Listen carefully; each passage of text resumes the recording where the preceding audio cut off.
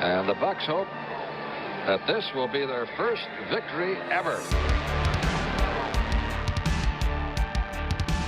We have a great area, a growing area, in Tampa, St. Petersburg, Clearwater, Sarasota, Bradenton, Lakeland, and Winter Haven, and even Wauchula. Over 2 million fans, and it's the fastest growing area in the United States.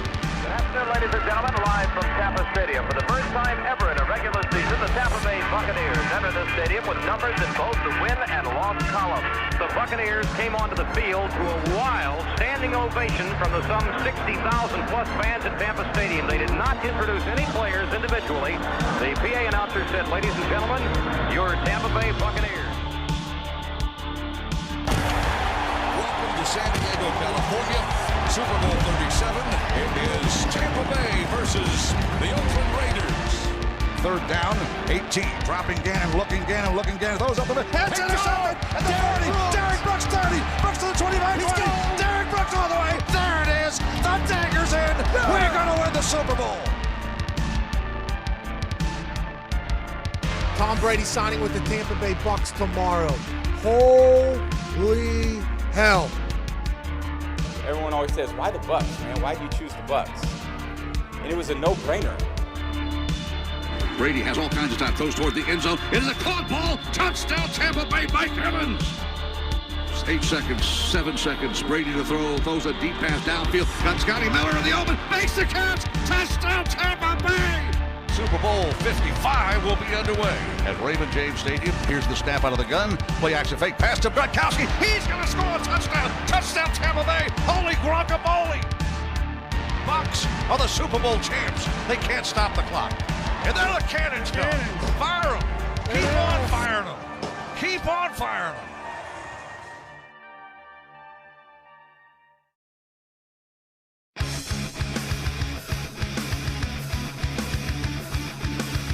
Tampa Bay Buccaneers from the 48-yard line. Second down, 13. Brady lobs one downfield. Caught ball by Gronkowski inside the 20 to the 15-10. Gronkowski to the 5 to the 4-yard line.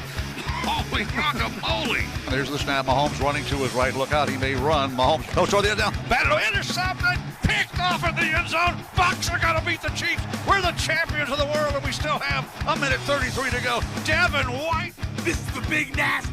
Yeah, Big Nasty. Hall of Fame Tampa Bay Buccaneer fan, baby. This is Mike Allstott, Tampa Bay Buccaneers, and you're listening to the Cannon Fire Podcast. Cannon Fire Podcast, brother. You ain't listening, and you're missing out. Woo! And there the cannons go. Fire them. Keep on firing them. Keep on firing them.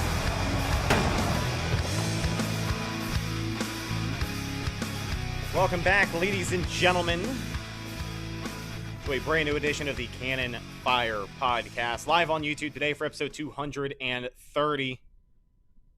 Welcome back to the show. I'm your host, as always, Rhett Matthew. Joined alongside me, my good buddy and co-host, the Philly Bucs fan himself, Mr. Evan Wanish.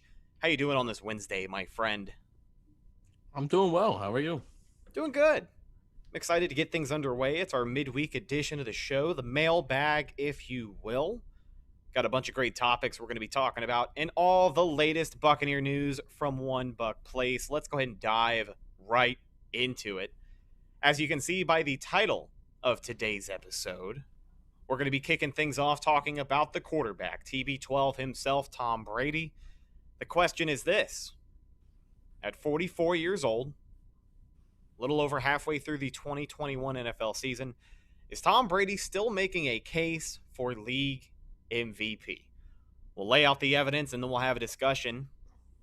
As it looks right now in the statistical categories here, Tom Brady is first in quite a few of them.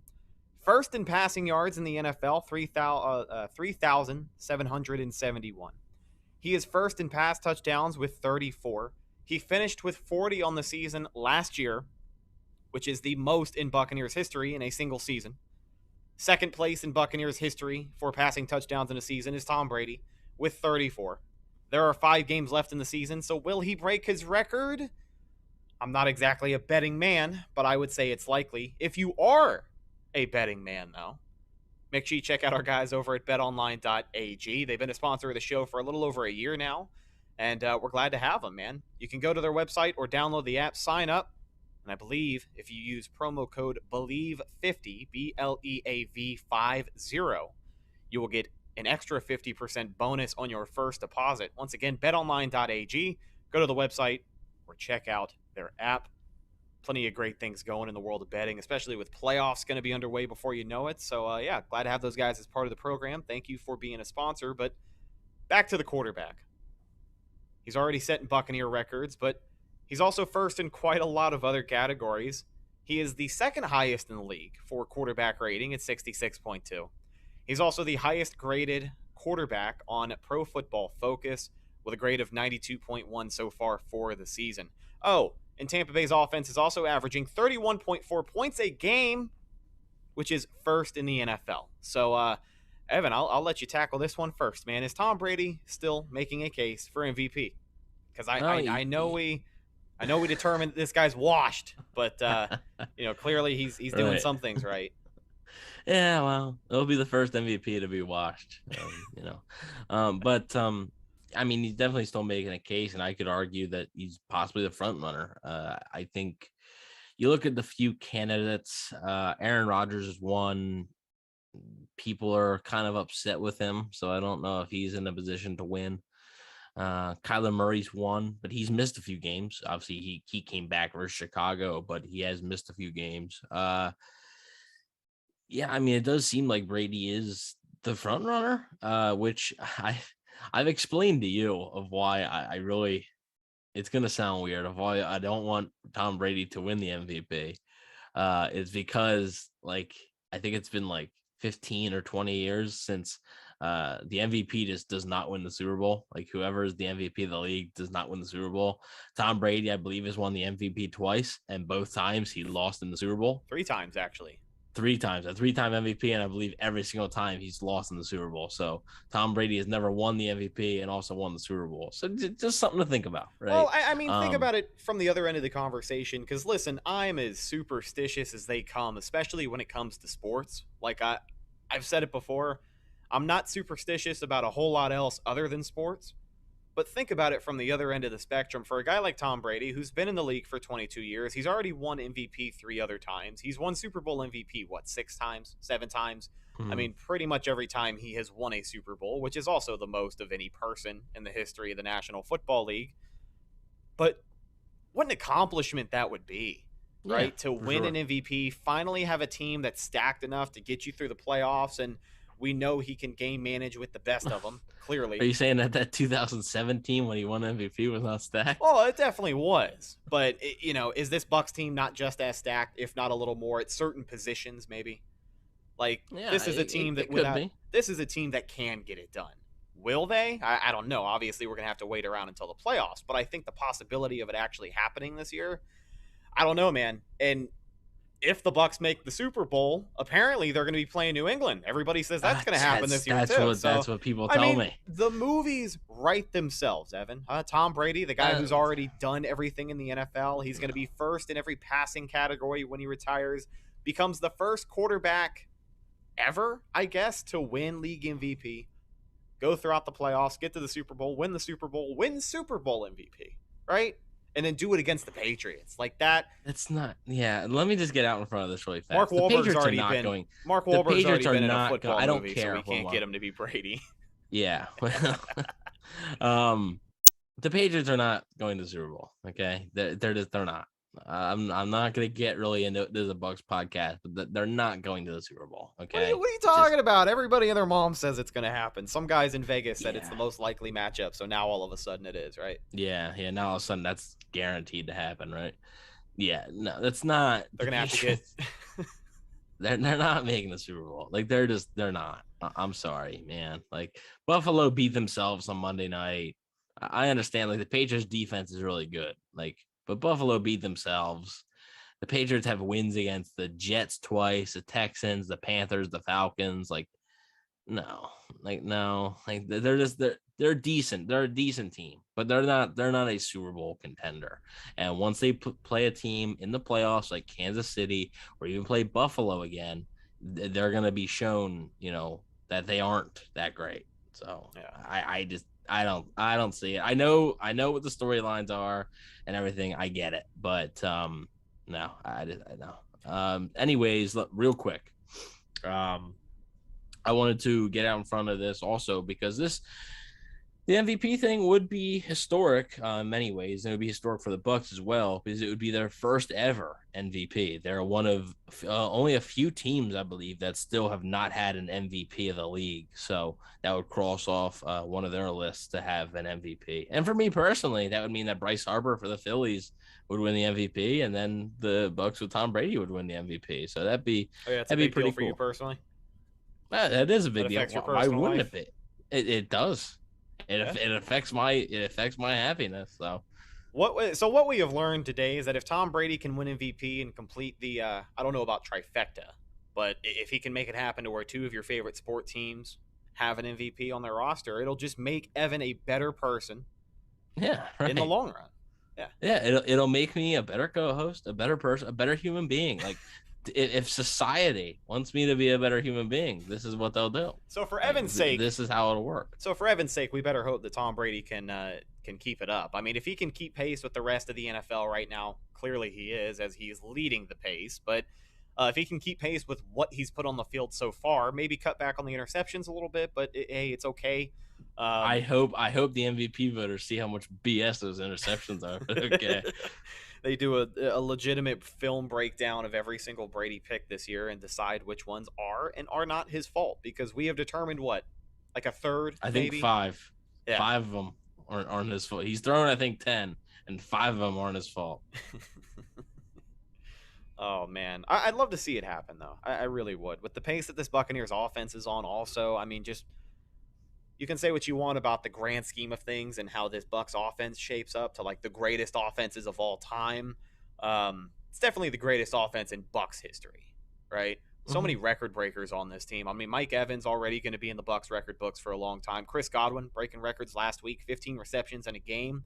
The guy who he beat out, surprisingly, a couple of them, James Wilder, a running back, and Ernest Graham, another running back. I didn't think it was going to be a pair of running backs who held the record, and I sure as shit didn't think it was going to be Ernest Graham.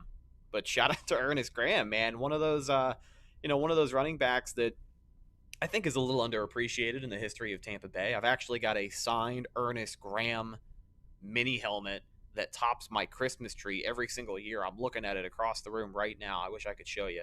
I could get up and show you, but Evan would have to carry the show, and it'd fall apart. Yeah, and pre-Brady MVP, that I'm not ready for that. Post Brady MVP, maybe. Because like I said, I'll just be a lean, mean fighting machine. But real quick, for Uggy75 says, hard to believe that Brady, with everything he's accomplished in his stout career, only has 3 MVP awards thus far. It just goes to show you how difficult it is, and how magical of a season you have to have. Like MVP, like you have to be. You have to be the best by a good margin every week. Yeah. Like every week. I mean, you can't really have. Maybe you can have one game. Like maybe you can have 1 or 2 games there where you're not great, but you can't really have any more than that. And like Brady has benefited from Murray missing those games. He definitely has.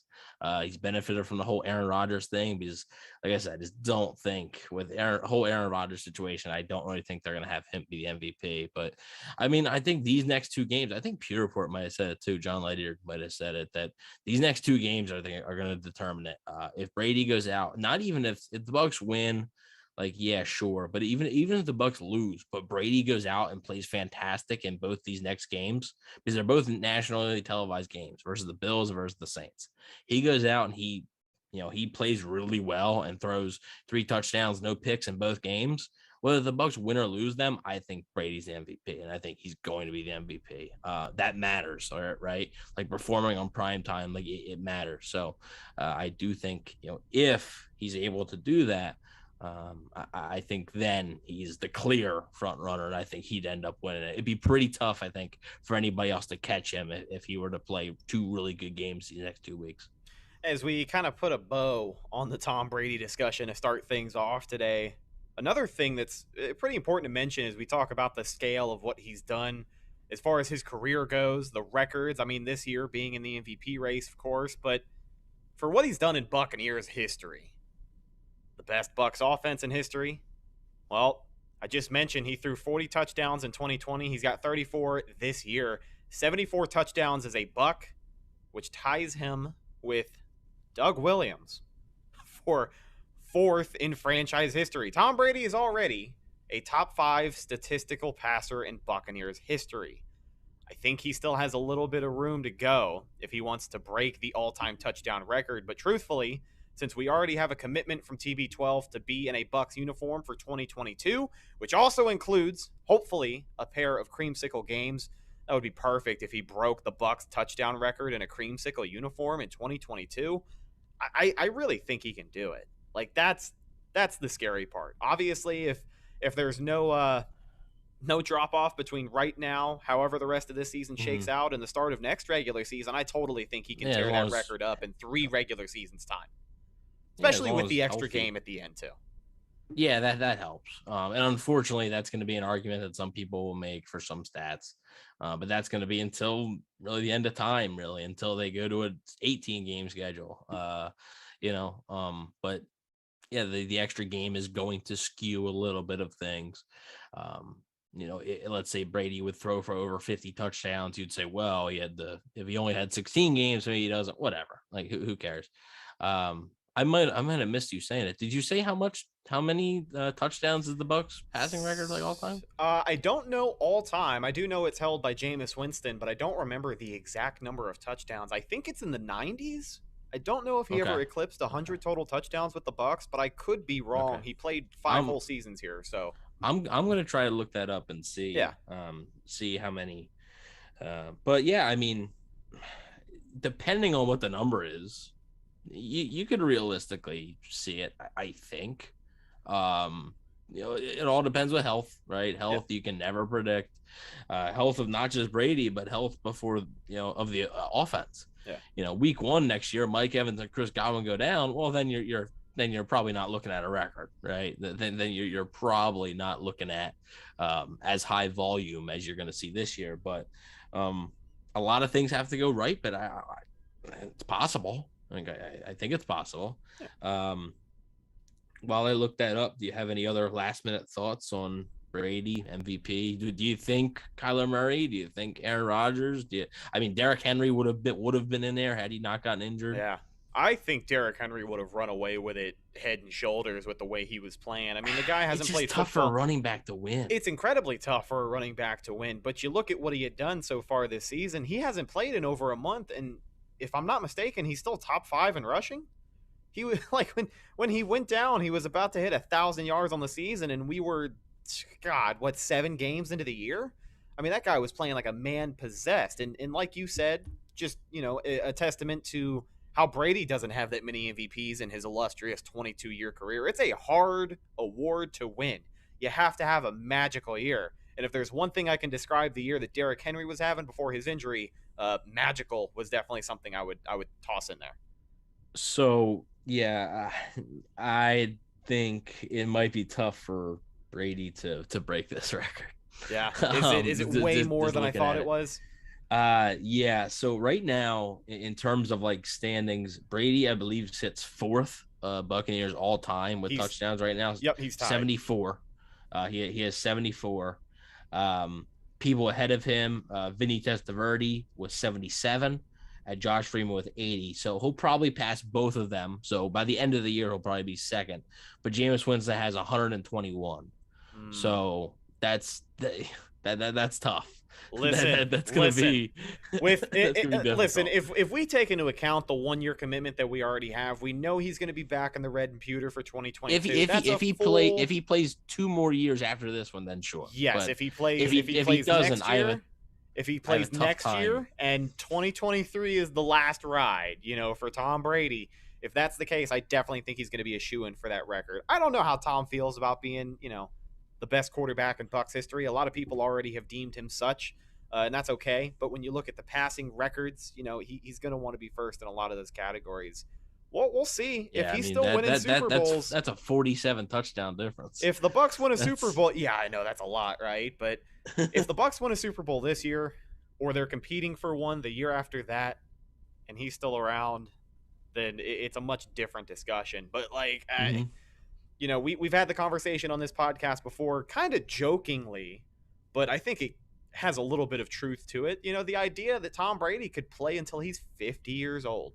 Do I think he's going to do that? No. But do I think he can? Yeah.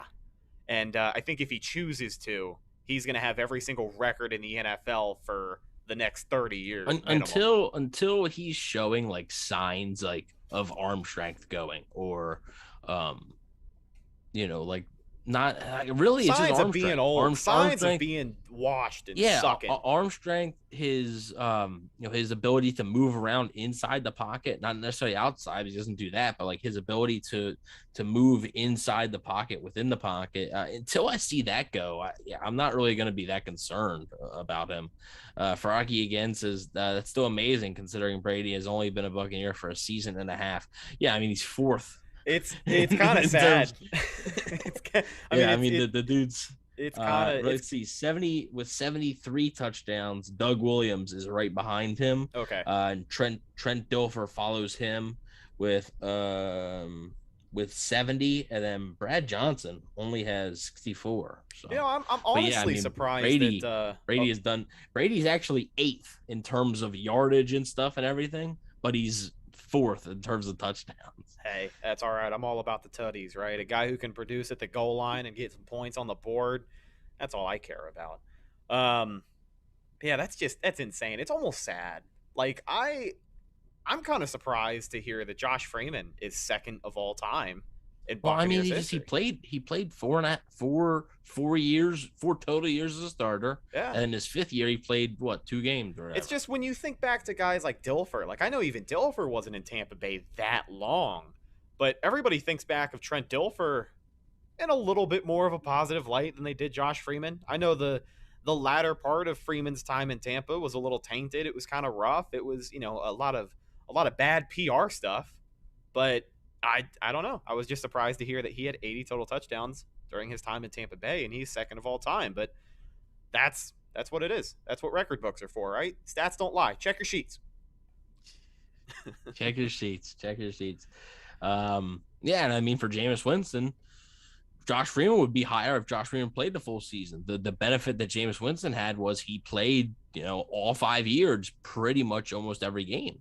Like you know, there was in 2018 where he missed a few games because of the suspension and because, you know, Fitzpatrick coming in. But other than that, like, really hasn't missed a lot of time. And obviously Brady hasn't missed a start either. And yeah, it does seem like Brady will have to play this year and then the next 2 years to get that. But if anybody could do it, it's certainly him. That's pretty much it for the Brady talk. He did win Sports Illustrated, Sports Person of the Year, I think the award's called. Yes, he did. It's also his 3rd time getting the award. There you go. The only go. other people who have won it multiple times are Tiger Woods and LeBron James. So Brady leads the pack. I think LeBron has only won it twice, and I think Tiger only won it twice. I guess he had to you know, be in that conversation. But yeah, I mean, Brady even leading in categories over there, which if you ask a lot of people on Twitter, people are big mad about Brady winning Sports Person of the Year for Sports Illustrated. It's such a trivial thing to get upset about. Yeah, it's whatever. I'm not going to get into it.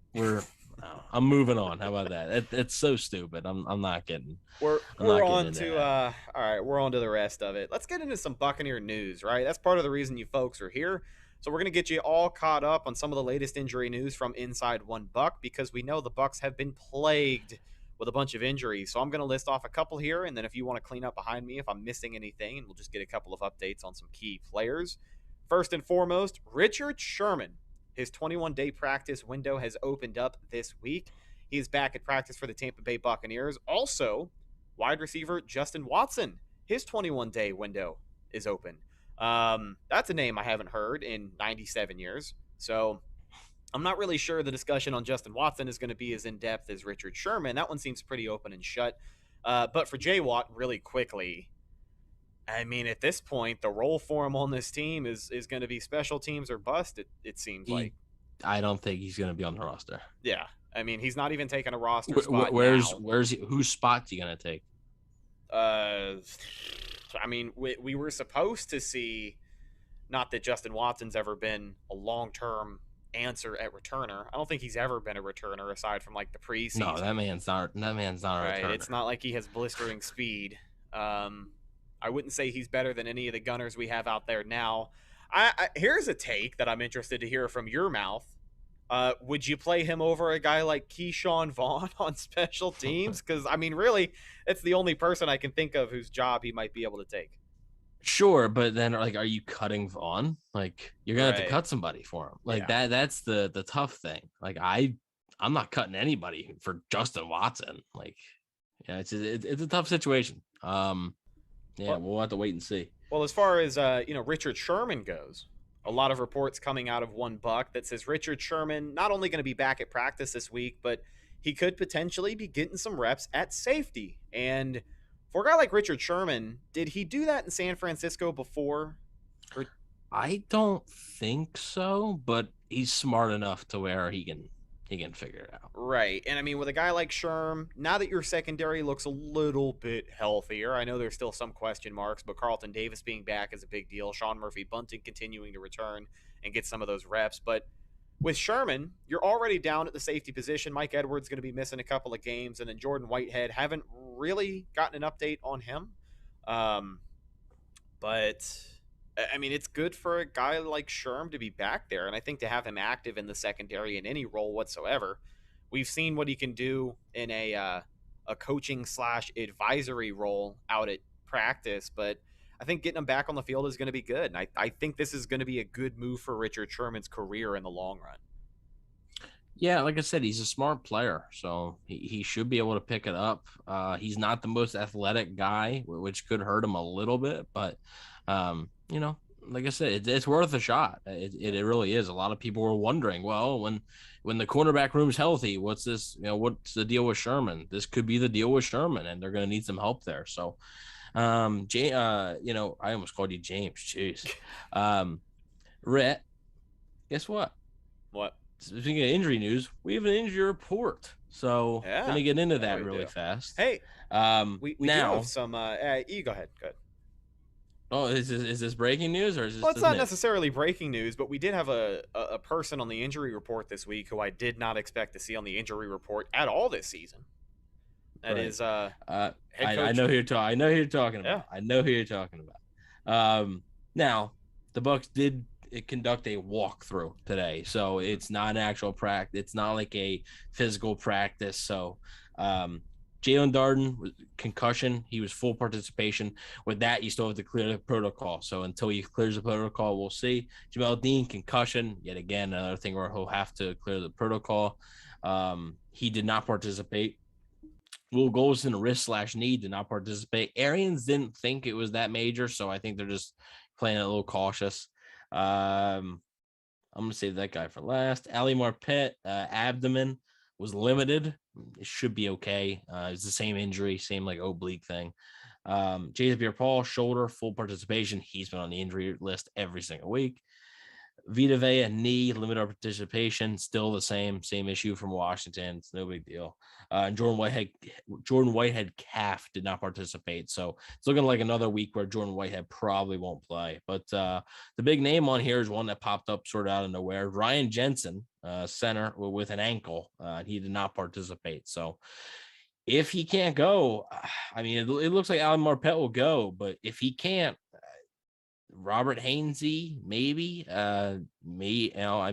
obviously, you'd have to maybe try Nick Leverett because Aaron Stinney's not available. It would be a tough situation if he can't go. But like I said, it's Wednesday. They held a walkthrough. We'll have to wait and see. It's not a huge deal right now, but it's certainly something to note that he landed on the injury report and didn't even participate today. So yeah, and Jensen, one of those guys, like you said, who just doesn't really pop up on there all that often. I can't remember the last time we talked about him being on the injury report the week of a game.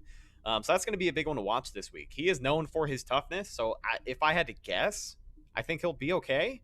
But by the time our game preview show comes around, which is either going to be this Friday or Saturday later this week, we should have an updated injury report for you guys and updated status on every single one of these guys we just named. As I started to talk about before, and as we start to close out this week's episode, somebody who popped up on the injury report who I did not expect to be there. Now, he isn't on the official press release injury report, but in trying to make light of things, somebody who popped up on the injury report this week was head coach Bruce Arians, who is apparently nursing an Achilles injury. I'm not entirely sure. Sounds very painful. Yeah, that sounds awful. I've heard an Achilles injury. No, he's not clear how he got it. He just said running around too hard, I think, or something running like that. around too hard. He must have been something like that. Yeah, I forget. He didn't exactly describe. Somebody asked him, and he didn't exactly answer like how he did it. So we need to get into. He said, he said, this is from Greg Allman. Bruce Arians asked this week about his injury.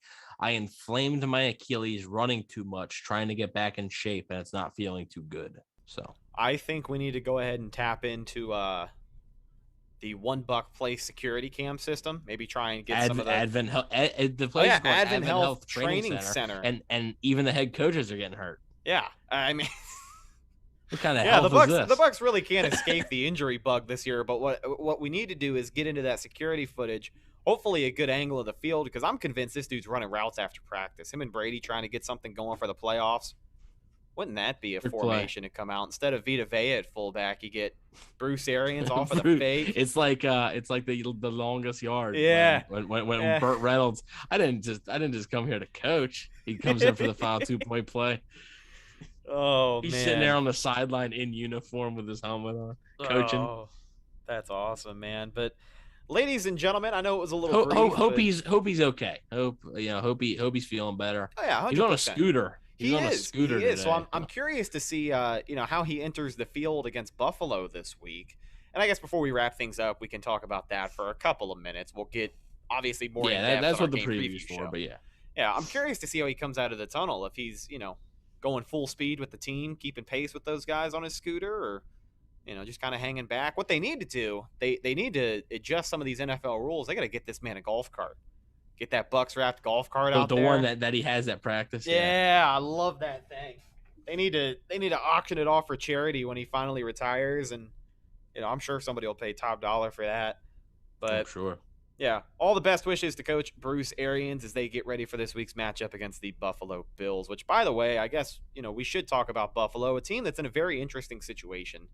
At the start of the season, I definitely did not think Buffalo would be 7-5 by the time this game came around. The Tampa Bay Buccaneers, not even 1 year ago, were 7-5, so something interesting to monitor. It's not that Buffalo is a team that isn't going to make a playoff run, but one thing that Buffalo has proven to me over this past season is that they are definitely a team that can be beat. And I think if the Bucs play their best football this Sunday, they have a pretty good chance of doing just that. But as you look ahead to this matchup, are there any storylines you're excited about and stuff possibly we could dive into further on the preview show this week? Well, I'm kind of glad we aren't doing the preview today or tomorrow, because normally I have an inkling on where the game's going to go, like for a prediction wise. And I got nothing. Like I have nothing. This could be a coin flip. So thank God I still have a little bit more time to decide. But yeah, I mean, the Buffalo, just like Froggy said there, they need a win, right? Yeah, and they're going to give the Bucs their best shot. They need a win.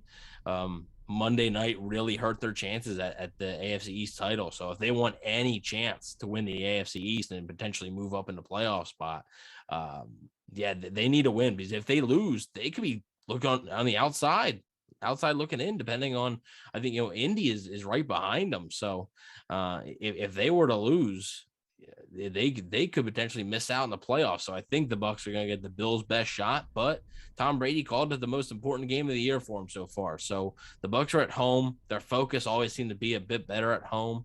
Let's hope that it does translate. But this is really, besides week 1 versus Dallas, I think this is the Bucs have faced a pretty easy home schedule so far.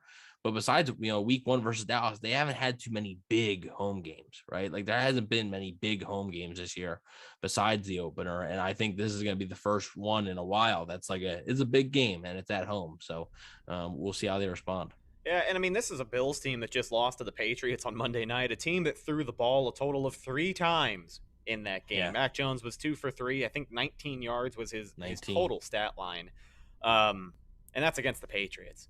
Now, not only it was like watching Navy, man. Right, yeah. Well, I don't know if you saw the thing, But yeah, I know. Bill Belichick had the Navy midshipman face mask before the game and went out there and ran the ball. His father was like a scout and stuff, like a recruiter for Navy. Yeah. Someone had asked That's Belichick, what he did. Someone asked Belichick about like what his approach was with the game plan or how it changed or when the last time, he decided he needed a game plan like that was. And he's like, yeah, well, we ran the ball a lot in high school. That was a pretty good response. But as far as the Buffalo Bills go, not only did they just lose to the New England Patriots, a team that has owned them for the last 20 years, but now they have to follow up against an embarrassing loss on primetime football against the reigning, defending, undisputed Super Bowl champions of the world, your Tampa Bay Buccaneers. And not only do they have to go through the Tampa Bay Buccaneers, they have to go through the man who has slapped the shit out of them for 20 years, Tom Brady. And on top of all of that, just like you had said before, this is a game for the Bills that can, in the long run, determine where they end up in the playoffs, if not out of the playoffs altogether, if they end up losing this one on Sunday. So for the Bills, it is a huge game, and they're going to bring in their best. But, it's another week like last week where all these storylines they're just so much fun, man. You love hearing about it. Oh, thank you very much, Mr. Heyman, for that wonderful. Hey, you like my promo there? Yeah, that was good. I thought you were gonna start, saying Brock Lesnar and everything. I thought that's where that was going. The reigning, defending, undisputed Super Bowl champions of the world. I mean, doesn't that sound great? It just rolls right off of the tongue. Yeah, it has a nice flow to it. I need to get one of those Michael Buffer gigs where he's not doing the boxing matches anymore. He's showing up at NFL games now. If the Bucs need someone to get on a microphone before kickoff, I know a guy. Paul Heyman. It's me. Call Paul Heyman. Yeah, but I mean, it's important, and I think the chat's mentioned the Bucs do have a chance to clinch this weekend. Yes, they do. With a win, a Panthers loss, and a Saints loss. So if those three things happen, but if the Saints lose and the Panthers lose, but the Bucs lose, doesn't matter. They still can't clinch, I don't believe. So the Bucs have to win in order to have any chance to clinch. If not, then I think maybe the next week, which would be pretty sweet against the Saints, week 15. I can't lie, in Tampa against the Saints on prime time, that'd be pretty sweet to clinch the division on that day. But you want to do it sooner rather than later. So you go out and get a win. But yeah, this is going to be a difficult game. And I still, we came into this year and I think we could all agree that Buffalo was probably going to be the toughest opponent that they were going to play. And luckily this game is in Tampa and not in Buffalo, where obviously the weather is very much less than favorable. So we'll see. And like Rhett said, we'll have the preview show for you guys either Friday or Saturday, and looking forward to it. Yes, sir. With all of that being said, ladies and gentlemen, that's just about going to do it for this week's episode of the Cannon Fire Podcast. The midweek mailbag, while we didn't get a ton of mailbag questions this week, it's all right. We still had a lot of we still had a lot of fun talking about Tom Brady possibly winning MVP in 2021. I think it was a good use of our time, and I'm glad we could have everybody here on YouTube Live with us as well. In the live chat, shout out to Froggy75, Bucks Gaming 2021, Tyler Belcher, Sue Wanish, Augustine, Bucks Skull Gang in the house. Thank you guys. Anybody else that I may have missed, appreciate you hanging out with us here today. Follow the show on social media, Facebook, Instagram, and Twitter. All of those are Cannon Fire Podcast. Best place to go for updates on the show. And, of course, Buccaneer news as it happens. Speaking of Bucs news as it happens, you can follow my co-host Evan on Instagram at Bucs_daily, the #1 Buccaneers fan page on Instagram, rapidly approaching 30,000 followers. You can also find him on Twitter at EvanNFL. Last but not least, you can find myself at Redicus, RHETTAKUS. If you follow me, I will follow you back. Instagram and Twitter at Redicus. That's it, man. Shout out to our guys at BetOnline for bringing you the show this week. I am your host, as always, Rhett Matthew, signing off from my co-host, Evan Wanish.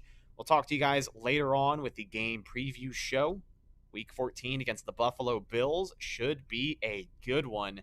We'll talk to you then. Until then, and as always, go Bucs.